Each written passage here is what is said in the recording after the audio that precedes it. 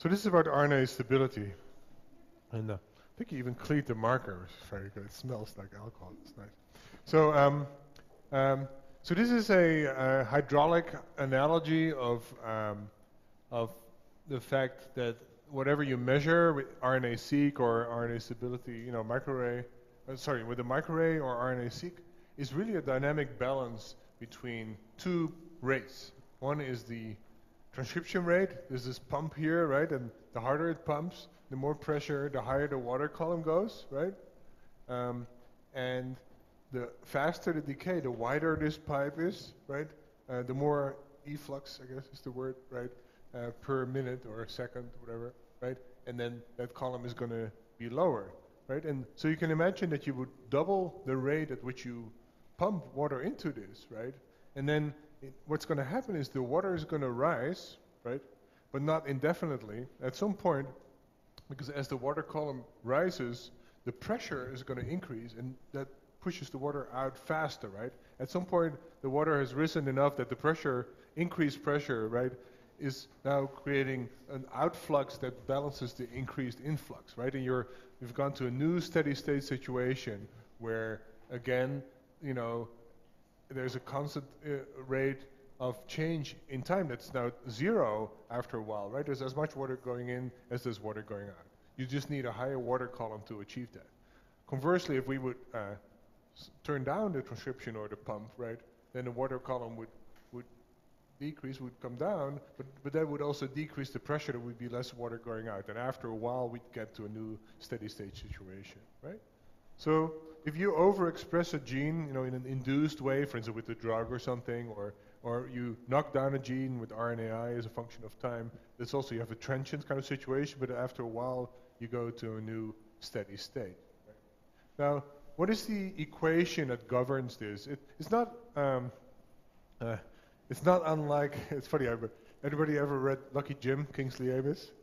So Lucky Jim works for a professor at some English college professor had a very annoying son who, in the end, Lucky Jim gets the girlfriend of the son of the professor, but this guy always says it's not and then whatever word. So Ryan reminded me of this. So the equation is as follows. We have a change in time of the mRNA level. And actually, before I put the concentration, let's just put the number of mRNA molecules for a particular gene, right? So the rate of change in time, and you know, I have to really talk about like an ensemble average over maybe cells or not time, because we're explicitly considering time, but maybe a sample of cells, right? So, and this is an integer in any individual cell, but then we're averaging over culture, right? And we're getting some fractional count maybe, right? Now there's a gain term, a positive term here that has to do with transcription. Let's say some alpha times, and then, you know, it's so what is it proportional? This is like the number of new RNA molecules that we're producing, transcribing from the genome as a function of time, right? So what is that proportional to? It's alpha, the rate of transcription, which is a per gene thing, right? Times the number of genes. If it's a haploid genome, like haploid yeast, it would be 1. If there are 2 genes in a diploid genome, it would be 2. Right? Does that make sense? So it's a per gene rate of creation of new RNA. And then we have turnover of RNA, so there's some turnover rate, right? And the total loss of number of molecules of RNA that are lost per unit of time as a function of the concentration is both proportional to this turnover rate per RNA molecule, right? But also, you know, the average number of RNA molecules in the cell. If I have twice as many RNA molecules, every RNA molecule could be turned over, you know, and independently by the machinery of the cell. So this is both proportional to the per RNA molecule rate and to the number of molecules in the cell. Okay? Now, if I want to write this in terms of concentration, I have to divide by the volume of the cell, right? It will get me the mRNA concentration equals, and then this would be something like, you know, the transcription rate divided by the volume of the cell, right? Minus the turnover rate times the concentration. Now, in steady state, right, if we wait long enough and we reach a new equilibrium, this thing, right, is 0, right? There's no change in time. That means we have a balance between creation of new RNA, right, and turnover. And so this equals that. In other words, the mRNA level, it's really times the concentration of the cell, but let me just write it's proportional to the ratio of the transcription rate and the turnover rate. So if you double the transcription rate, if you double the rate of this pump, right, the water column will become twice as high. If you double the turnover rate, you're actually decreasing the RNA concentration by 2. Make sense? Now, let's talk about what these rates depend on. So, we have this alpha. It's an alpha for a particular gene, right?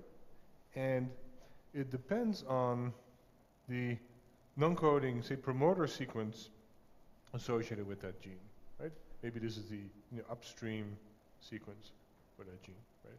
And then, this is only the cis part, right? We were talking about, every gene depends on its non-coding sequence, but how does the cell type specificity comes in? Well, it also depends on the concentrations of all possible TFs, right? So there's a whole set of concentrations for factor 1, 2, 3, 4, etc., right? And this transcription rate is both a function of the non-coding sequence associated with that gene, which is gene-specific, and it's associated, it depends on the concentrations of all the transcription factors that are cell type specific. Okay? So, and the same is true for the turnover rate, but the turnover rate for some gene, or the RNA associated with the gene, maybe is more like the 3' UTR sequence for that gene, right? And then it would be maybe the concentrations of different RNA binding proteins in that cell state. Right? So they both depend on sequence and on cell type specific concentrations, right? But this is on the RNA side or the DNA side, and this is on the RNA side. Now, Christina Leslie already talked about CLIP-seq and right, these days there's lots of different ways of mapping protein RNA interactions. What you see here, this is about 8, 9 years ago. Nobody's really thinking about this RNA protein interaction except a few people.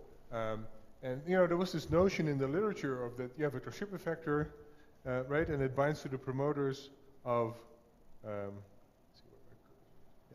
binds to the promoters of a bunch of genes, and this is a way of coordinately regulating the expression of those genes, right?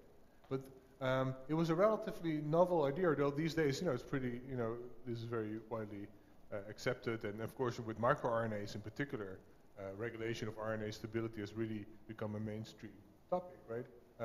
You could have this, what people call the posttranscriptional regulon, so a set of RNA transcripts that share the motif in the 3' UTR of the, right?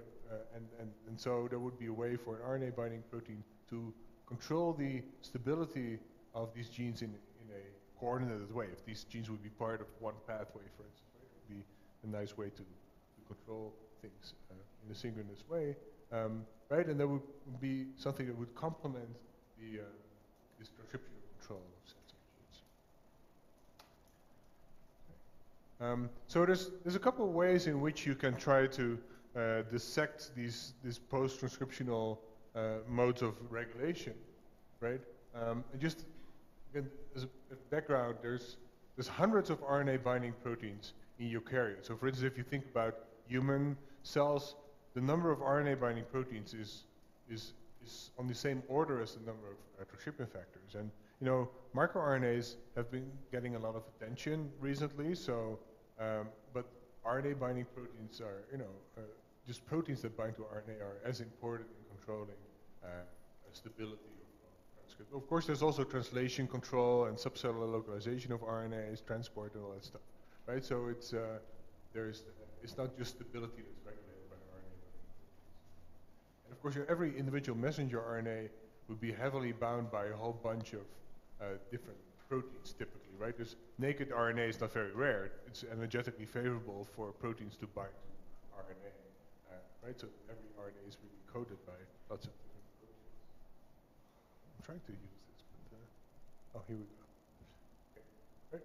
Right. And this is a little outdated now because, you know, of course, in rapid, there's now lots of in vitro profiling of protein DNA interactions and ClipSeq, all these techniques, but that's really a very recent thing compared to ChIP-seq, right? This has been being done on a large scale. Now, conceptually, there's a couple of different ways in which you can get at this regulation. On the one hand, you can do IP mapping of protein RNA interactions in vivo or in vitro, right? So basically, you cross-link the RNA with the protein. You can use UV irradiation to create the crosslinks, or you can use other ways of crosslinking. You may not even have to do the crosslinking. You could just try to pull down the RNAs without any crosslinking, right? But there's different ways of pulling down the RNAs associated with the specific RNA binding protein. Another approach is to overexpress or delete the RNA binding protein. So this is like a deletion of an RNA binding protein, right?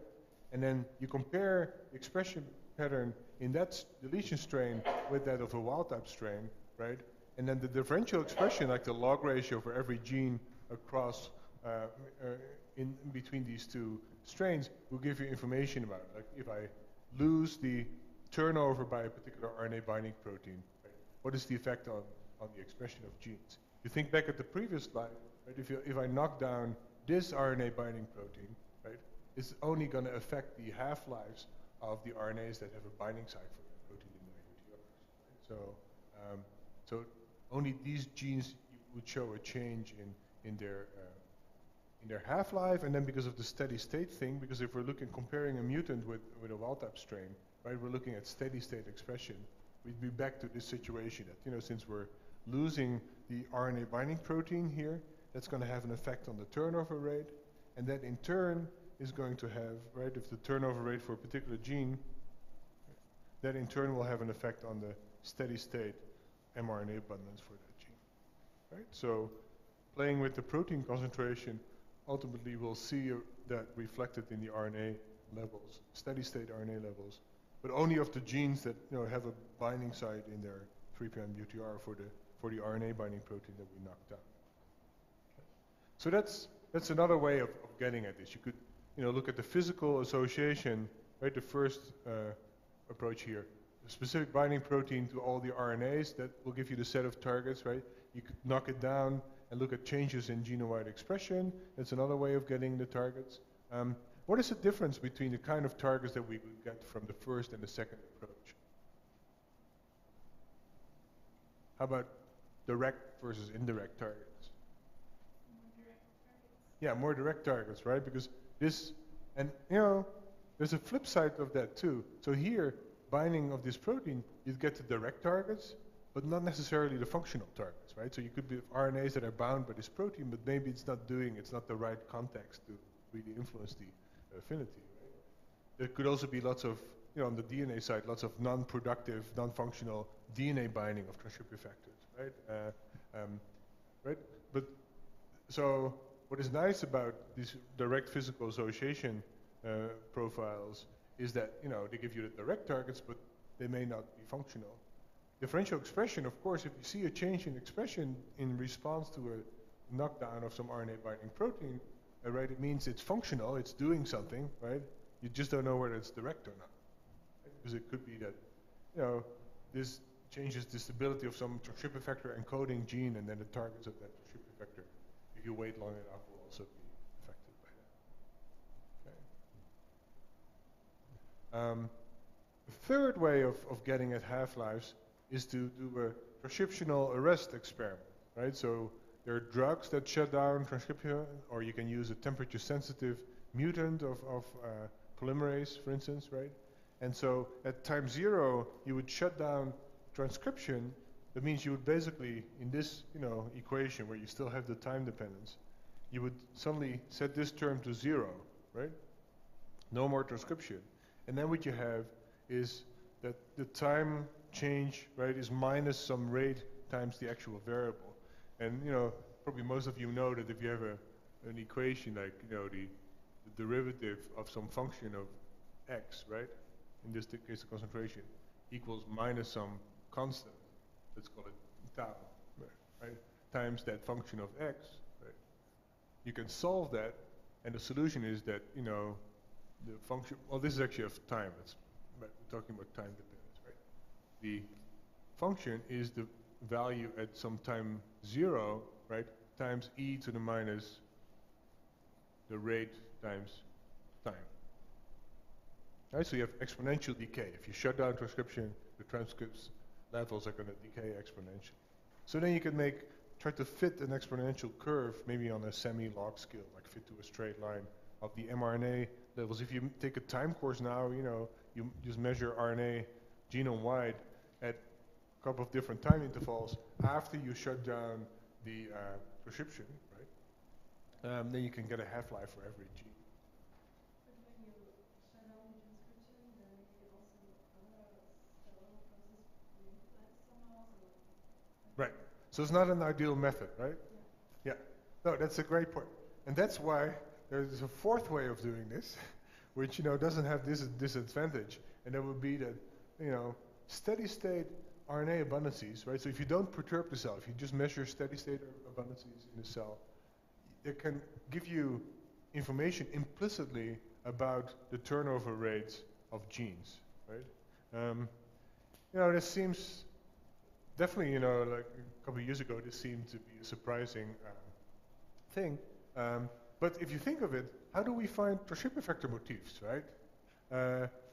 You look at changes in RNA expression, right? And then you think that these changes are driven by transcription. But if you look at this equation, it's purely symmetric, right? It's both the changes in the transcription rate and the changes in the turnover rate that can influence the steady state levels. So it gets a little bit more complicated. Now we're not talking just about steady state absolute RNA level for some gene, right? But we're looking at the change of RNA, right? The relative expression in one condition versus the expression in another condition. Then it becomes like the ratio of the transcription rates in the two conditions divided by the ratio of the turnover rates in the two conditions. Okay? So, but if we can find DNA binding motifs in promoters through correlation with differential expression, which we did, in the lab a couple of days ago, right? And Olivier's fire algorithm is a different incarnation of that same idea, right? You can. There's no reason why you couldn't correlate motifs in 3' UTRs of genes with changes in steady state abundance, right? And that would be a way of discovering binding sites for RNA binding proteins that somehow dynamically control the half-life between different conditions. So I'll show an example. Right, the first paper to really systematically look at this was Gerber et al., Dan Herschlag, and Pat Brown at Stanford, like Pat Brown the pioneer of the microarray approach. Right? These are proteins from the Pumilio family. It's a particular, like with DNA binding transcription factors, where you have zinc fingers, helix of helix, homeodomain, etc. The RNA binding proteins also come in lots of different families, right? And they're all conserved between, say, yeast and human. Right? They have varying number of family members. The Pumilio homology domain is just one of those many families of RNA binding proteins. And this class of proteins actually binds to single-stranded RNA. The way it interacts with, this is one of the domains of this protein, but then it has multiple of these RNA binding domains. And each of these puff repeats within the protein, this is the purple protein, right, interacts with one of the nucleotides in the single-stranded RNA. So, right, and to accommodate this one-to-one correspondence between nucleotides and protein domains, you get this curvature, right? That somehow changes the spacing, between the protein, so that along the interface between the protein and the RNA, you get a nice one-to-one correspondence between these helices and the amino acids. there's some, amino acids that intercalate between the nucleotides. That's one way to get more affinity, right? And there's some specific sequence-specific hydrogen bonds being formed with the RNA. Okay, so just one family of RNA binding proteins. There's also RNA binding proteins that bind to double-stranded RNA instead of single-stranded RNA. And so first kind of incarnation of doing this kind of pull down of RNA, mRNA messenger, mRNA protein, mRNA. Sorry, I'm getting confused. mRNAs, that's it. Right. So I have this RNA binding protein, right, and I want to pull down the RNAs associated with it. I somehow label, right? I have a way of grabbing this specific RNA binding protein. It carries a tag, right? I can stick to a column indirectly, in this case, through this tobacco virus TV. But and then what you do is you compare the enriched sample, right? So this is only the RNAs, these black wiggly lines. Blue is the RNA binding proteins, right? So you isolate the RNA that was associated with the pulled down protein, right? And you label that in one color, put it on a microarray, right? And then in parallel, you take the original sample, which has all the RNAs, and right, you don't enrich for this specific protein, and that's the other sample. Now, of course, these days you do this with high-throughput sequencing, right? But it's the same idea, and there's different ways of associating the RNA binding protein with the RNA. And again, this doesn't use any kind of cross-linking effect. Yeah. And then you get log ratios from the microarray that tell you the fold related to the fold enrichment of a particular RNA in the sample. And the point of this is just to show that across all the transcripts, right? If you compare the different columns, is the IP enrichment ratio for different RNA binding proteins, that they tend to bind to very distinct sets of targets, right? Whenever you're binding here, positive enrichment for PUF1 or PUF2, those are very different targets from the ones that are bound by PUF3 or of PUF4 or PUF5. And you can look at gene ontology enrichment of functional categories for these transcripts. So now we've done this ourselves, right? And it's just another case again of like ghost scoring. What is nice here is that in this graph you see here all transcripts, like 4,600 different mRNA species, right?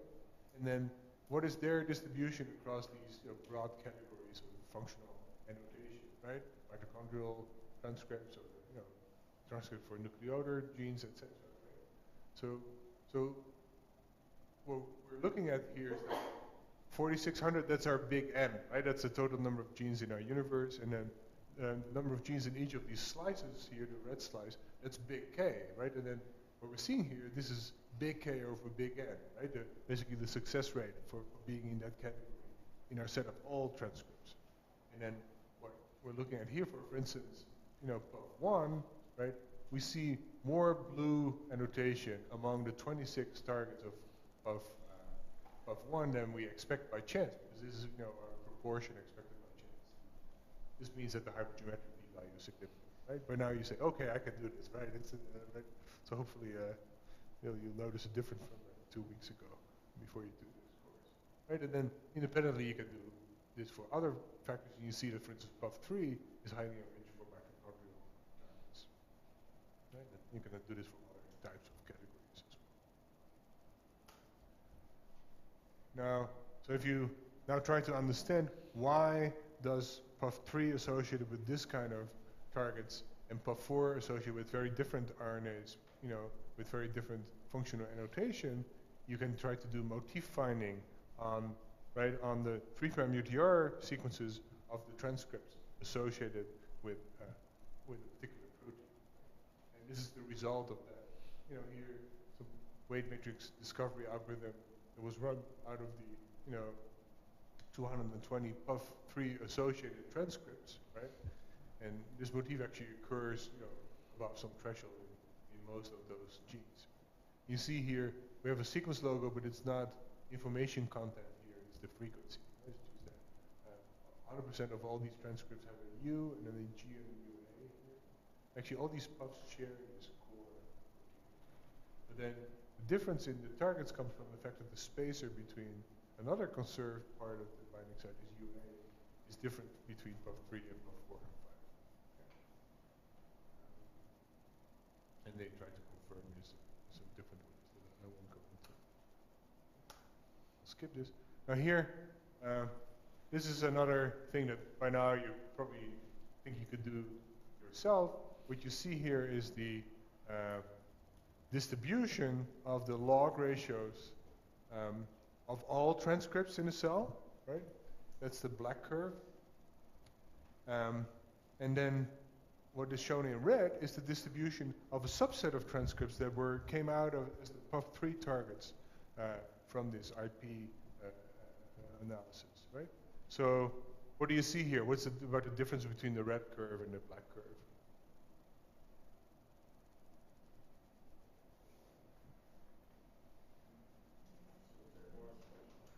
It shifted to the right, right? But it's not like every gene that is bound by puff 3 shows this upregulation, right?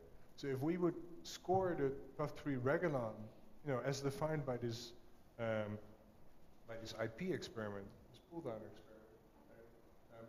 We do a t-test on, say, the red distribution versus the black distribution, right? It would probably be pretty highly statistically significant, right? But it doesn't mean that every transcript that's bound by puff 3 is actually a functional target of puff 3. It gets back to what I was saying.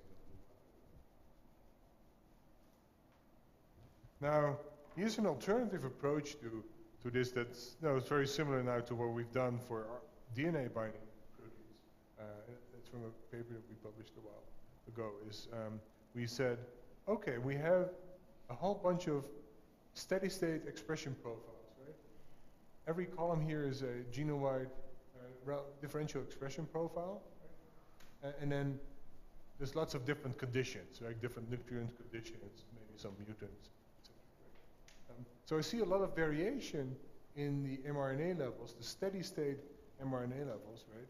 And I want to relate that to, the binding sites either in the promoters or in the 3' UTRs. Right? And so what we try to do is try to simultaneously discover two things. On the one hand, we try to discover motifs de novo, right? But the sequence that we gave the algorithm was not the promoter sequences upstream of the genes, right? Instead, we gave it the 3' UTR sequence of all the transcripts. Right? So we say there's motifs that either occur or don't occur in the 3' UTR, right? And I can explain some of the changes in gene expression, right, between different conditions in terms of changes in the concentration of some RNA binding protein that recognizes the UTR through this motif, right?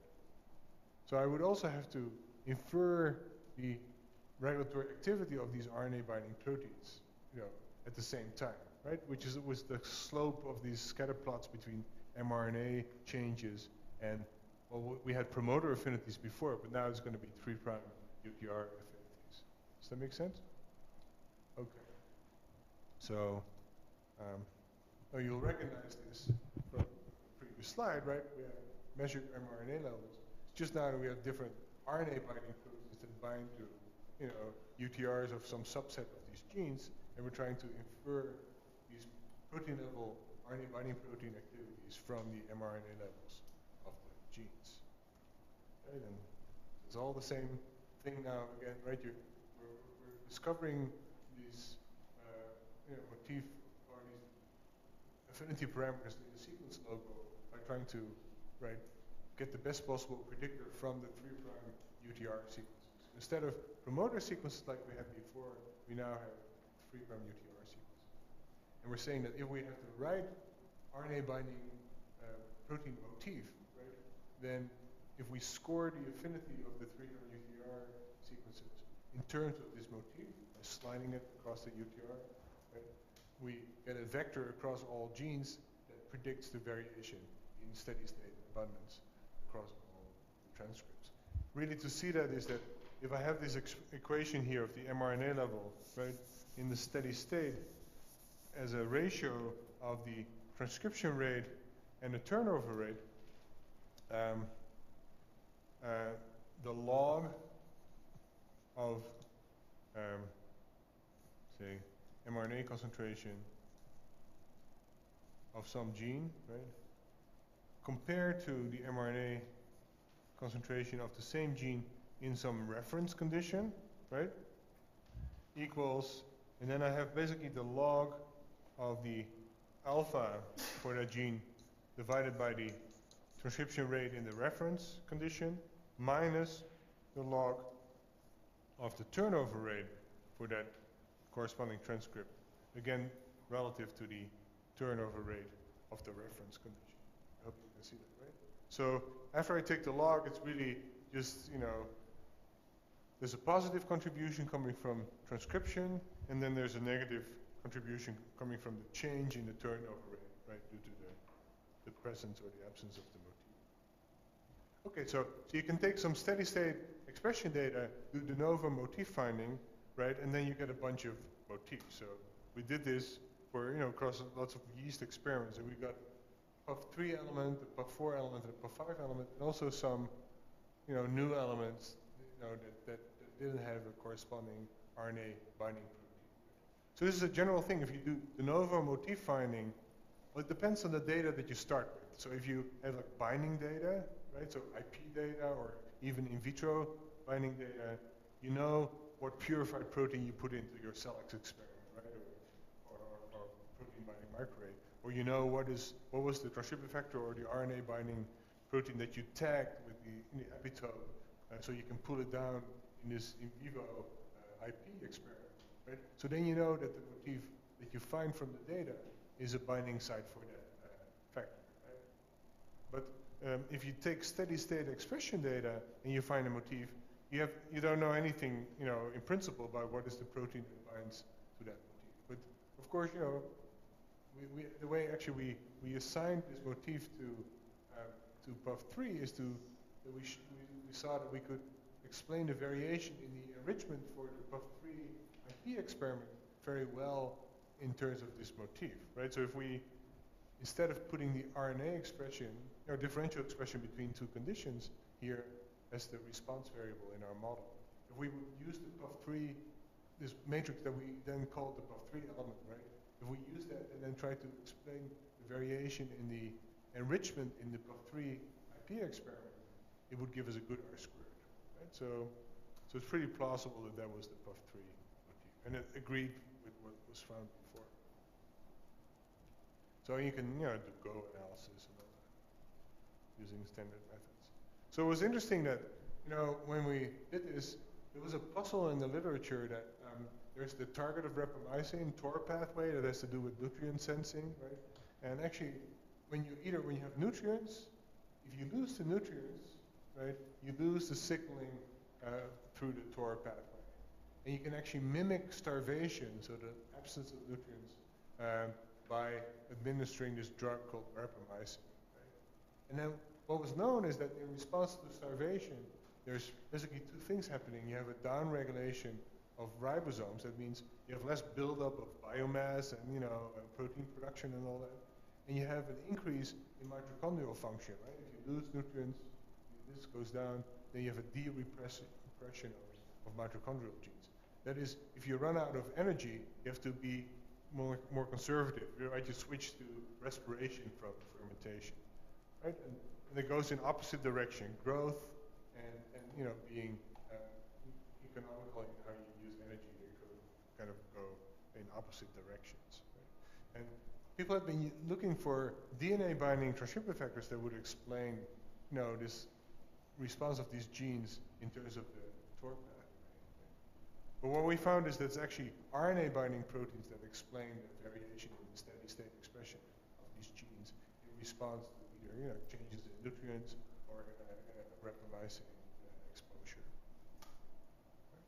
And so this shows a heat map of motifs by conditions where this corresponds to the slope of this regression that we do. So yellow means that the genes that contain the motif in their 3' UTRs are going up, right? And we think that's because of RNA stability control. And to validate some of these predictions, we actually focused on a particular gene, cytochrome oxidase 17, an important part of mitochondrial function. If you look at the 3' UTR of this gene, it has two good matches to the weight matrix for PUF3, right? Somewhere in this UTR. So that's the purple UTR. That's like the one that we think is responding to PUF3, and we're hooking it up with the promoter in the open reading frame of some other gene that's not really responding to these conditions, right? And then here's the alternative, or like the negative control. It's the gene that has the 3' UTR, of MFA2, right? That doesn't have any binding site. So in red, it shows the binding site profile for the MFA2 3' UTR. And there's nothing going on there, right? So again, the MFA2 is our negative control. COX-17 is our test construct, right?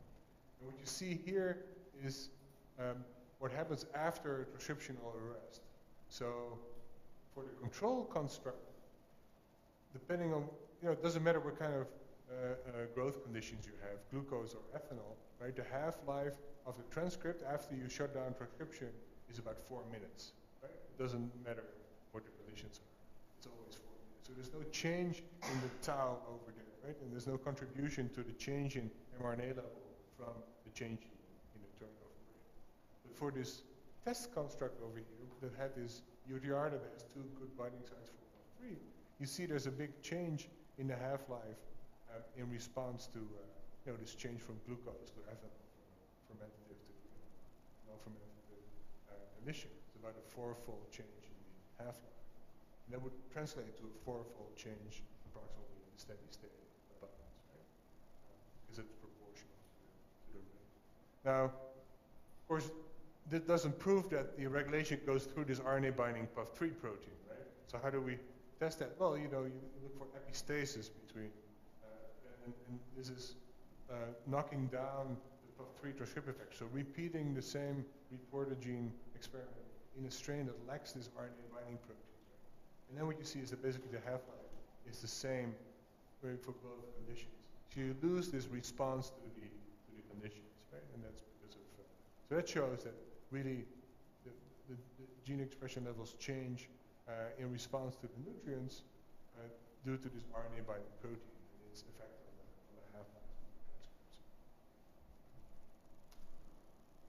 And you can do the same thing with rapamycin.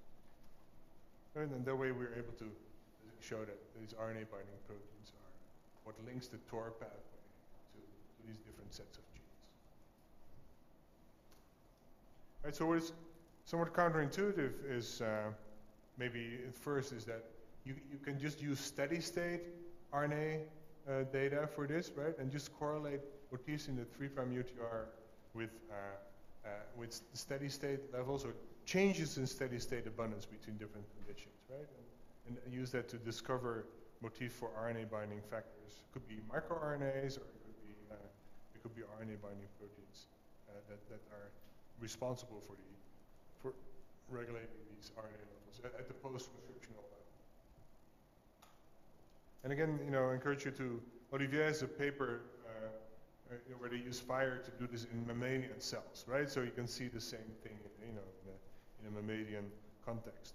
It's the same kind of principle. And Christina also showed, I don't know whether you remember, at some point she was showing these CDFs, like cumulative distributions of transcript levels, mRNA levels, and she was showing a separate CDF for the set of transcripts that had a match to the seed for a particular microRNA, right? And then from the shift in that distribution, she inferred that there was a change in the activity of that microRNA, that microRNA was contributing to the changes in steady state expression, right, between the test condition and the control condition. So that's again, like, it's using, now it's for microRNAs, right, also in human, but it's the same way of thinking, right? You think that's a difference in the distribution of the transcripts that contain the motif and the transcripts that don't contain the motifs. Or the transcripts that contain a match to a particular IUPAC consensus and the ones that done, right? And then you can use, you know, more of these classification-based methods, or you can, you know, you can use regression-based methods. But that, you know, that's a technical detail, right? It's really about how you compare the different data types. Okay, that's it.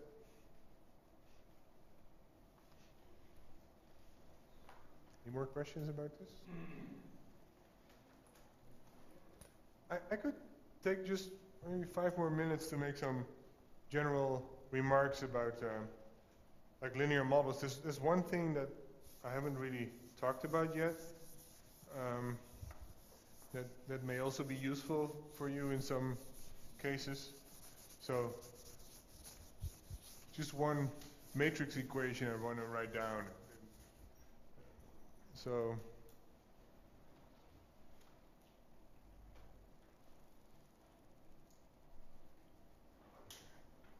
let's start with one experiment, right? So let's say we have a bunch of expression log ratios across a bunch of genes, right? So this is like a genome-wide set of expression log ratio changes, right? And we want to understand this variation in terms of the regulatory network of some transcription factor controlling different genes to different extent, or RNA binding proteins, right? Controlling genes. So you can think of that as a matrix equation. So you could say, I have a matrix, and I have to make sure I do this right.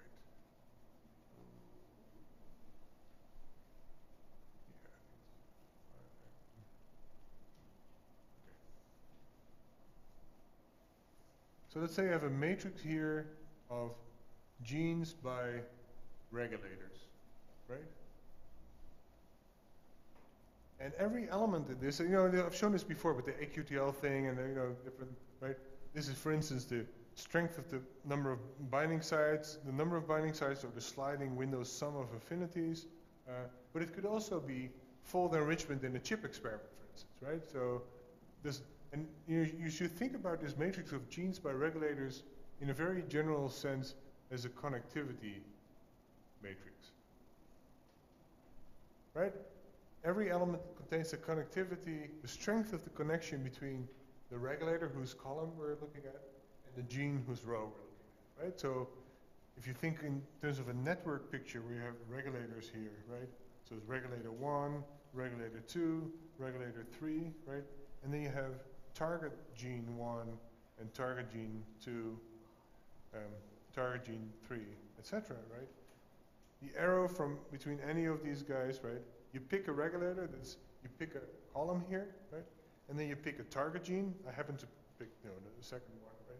But that's selecting the row, right? The strength of this arrow is one of the elements in this matrix of connectivities between regulators and targets. And then I've been showing with these linear models that now you can think of the changes in the gene expression. It's somehow a combination of this connectivity and a change in the activity of the regulators, right? So you can think of that as a column vector, right? And now here again, this would be now regulators, right? And there's only one column, right? How will we get the first entry in this vector, right, from this matrix equation, right? It would be take this element over here, multiply it by this number, right? If this is just matrix algebra, right? I'm multiplying this vector by a matrix to get another vector, right? So I take the inner product basically between this first row in the matrix and this vector, right? And that gives me the first entry over here. Right? So the expression of some gene, right, is the sum over all regulators that we call a phi or a factor, right? Sum over all regulators of the, the connectivity of between this gene and this factor, right? And then the these are really the differential activities of all the regulators, right? Times the activity change for transacting factor phi, right? So I'm summing over phi, the first entry, second, third, etc., right? Because this dimension, all the regulators, is the same as this dimension. Now, if I have multiple conditions, right? So let me now add a second dimension here, and I have conditions now, right? And then this would also become a matrix of conditions by regulators, right? And I was saying that this is the activity matrix, right? Or differential activity matrix.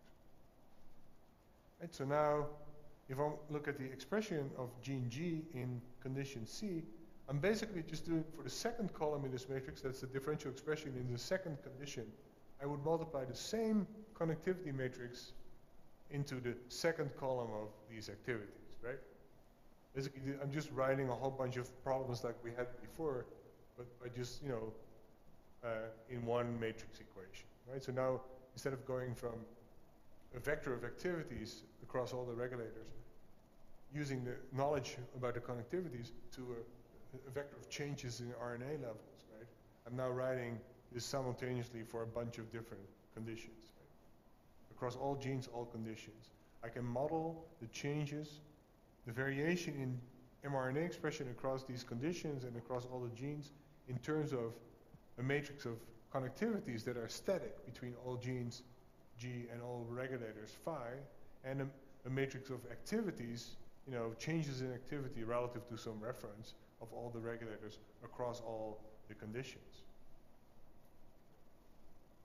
Now, this kind of decomposition of a rectangular matrix in terms of two additional rectangular matrices, what does it remind you of if you've taken a course in linear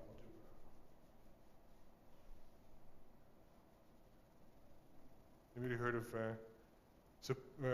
singular value decomposition or eigenvectors, right? So you could compute the left and the right eigenvectors of this matrix, right? And this is also the same as principal component analysis. It's a little different, right? Or different interpretation. It's essentially the same thing, right? The idea is that there are linear combinations of genes, right? Or basically profiles across genes and profiles across conditions, right? And that you can decompose any kind of matrix like this in a unique way into a connectivity and an activity matrix. So if you do principal component analysis on your matrix of gene expression values, of all genes by all conditions, you will get two matrices. One like this.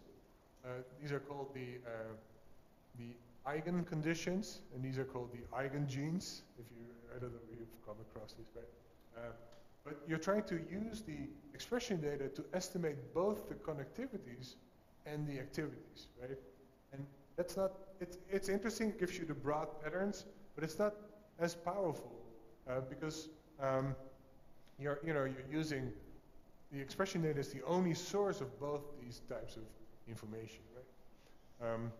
What is much more powerful is to use prior information, right, that exists independent of your expression data to estimate one of these matrices. So for instance, if we have motif counts or we have, chip fold enrichments that we could use as a kind of first estimate of the connectivities, right, then we can infer the activities of the regulators from the expression data, right?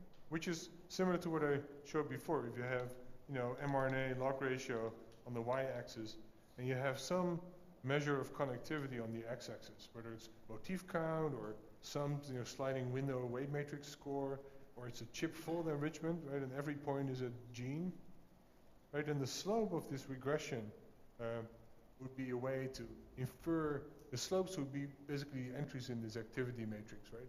If you're given the connectivities in terms of motif counts or gene data, etc. Make sense? It's getting a little abstract, maybe, okay. Yeah, let's leave it at this. If you're interested, you can ask me about the following.